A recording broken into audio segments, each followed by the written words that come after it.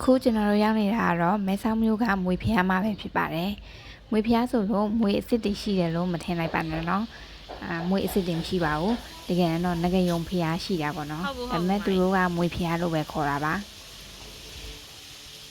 ဒီမှာဆိုရင်တော့ဖျားကျောင်းဝန်းထဲမှာသူတို့ပြင်ဆင်ထားတဲ့အပြင်အစင်တွေနဲ့ရှုခင်းတွေနဲ့အရန်ကိုလှပါတယ်။ကျောင်းဆောင်ထဲမှာလည်းဖျားစင်တူတော်တွေပြီးတော့ရင်ဆရာတော်တွေရဲ့ပုံတူတွေနဲ့အရန်တက်ပဲပါတယ်။ကျွန်တော်တို့ဒီကျောင်းဝန်းထဲမှာဆိုရင်တော့ဒီလိုမျိုးတစ်သားနဲ့ထူထားတဲ့ပပူးရုပ်တွေအများကြီးပဲတွေ့ရမှာပေါ့နော်တချို့ပပူးရုပ်တွေဆိုရင်သူတို့တစ်သားပြားကြီးတစ်ချက်သေးကိုပဲတုံးပြီးတော့ထွင်းထားတာပေါ့နော်အရန်လက်ရမြတ်ပါတယ်ဒါကတော့ဓပုံရိုက်ဖို့လုပ်ပေးထားတဲ့နေရာလေးတွေပါ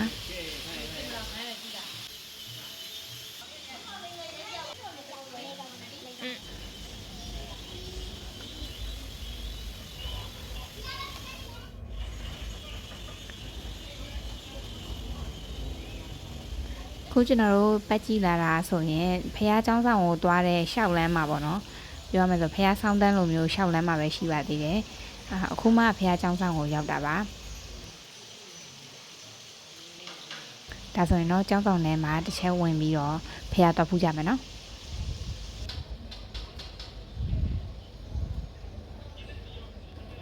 เจ้าဆောင်ထဲကိုဝင်လာတဲ့အခါမှာဆိုရင်ဒီဘက်မှာစီမီခွက်လေးတွေပူဇော်ဖို့လုပ်ပေးထားတာပေါ့နော်ကျွန်တော်တို့စေတနာရှိသလောက်အလူငွေထည့်ပြီးတော့မှစီမီခွက်လေးတွေယူပြီးတော့စီမီပူဇော်လို့ရပါတယ်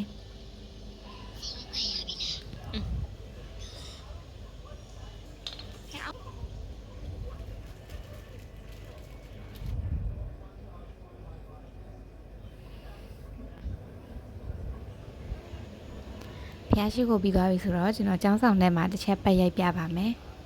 ဒီမှာတကားကိုလည်းဒီလိုပဲတစ်တကားပေါ့နော်ဒီမှာဆိုရင်တော့ကြောက်နဲ့ထွင်းထားတဲ့ပပူရုပ်တွေရှိမယ်ဒါကတော့ဖျားစင်တူတော်ပါအရန်ကိုတက်ပဲပါတယ်ပြီးတော့ရင်ဒီလိုမျိုးဖန်သားနဲ့ထုထားတဲ့ဖျားစင်တူတော်တွေအယောင်ဆုံးပဲရှိပါမယ်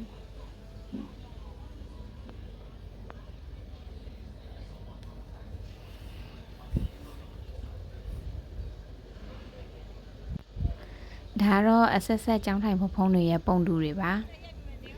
ဖះကျောင်းဆောင်ရဲ့ဟိုဘက်ကိုထွက်သွားမယ်ဆိုရင်တော့ဒီလိုမျိုးအရန်လာတဲ့ရှုရင်းရှိပါတယ်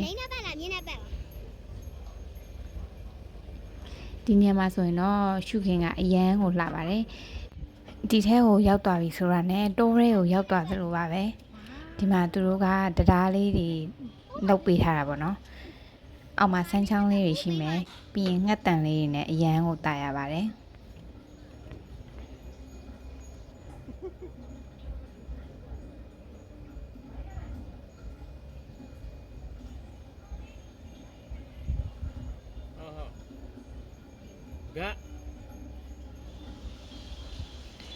အဲ့ဒီရဲ့ဟိုဘက်မှာတော့ငါးကန်ရှိပါတယ်ဒီမှာကျွန်တော်တို့ငါးစာကျွေးလို့ရတဲ့နေရာပေါ့နော်ဟိုမှာမြင်နေရတာတော့ငကယုံဖျားပါဒီမှာငါးလေးတွေအစာကျွေးလို့ရမယ်